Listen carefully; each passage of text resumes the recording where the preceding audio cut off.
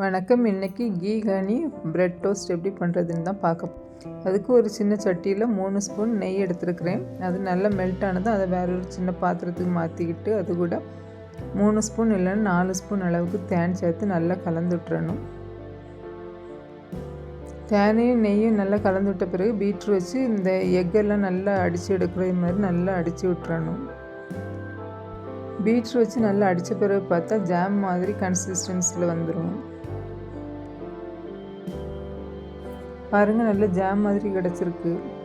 அடுத்து அடுப்பில் தோசைக்கல் வச்சு அதில் நல்ல நெய் தடவிட்டு 2 ப்ரெட்டை 2 சைடும் செவக்க டோஸ்ட் பண்ணிவிட்டு அதுக்கு மேலே நம்ம ரெடி பண்ணி வச்சுருக்கிற இந்த கீ ஹனி இதை அது நல்லா ஸ்ப்ரெட் பண்ணி விட்டுட்டு ஒரு ப்ரெட்டுக்கு மேலே இன்னொரு ப்ரெட்டை வச்சு நல்லா டோஸ்ட் பண்ணி எடுத்துடணும். ப்ரெட்டை நல்லா டோஸ்ட் பண்ண பிறகு நம்ம ரெடி பண்ணி வச்சுருக்கிற கீ ஹனி அதுக்கு மேலே ஸ்ப்ரெட் பண்ணி விட்டுறணும். நீங்களும் ட்ரை பண்ணி பாருங்கள். நன்றி.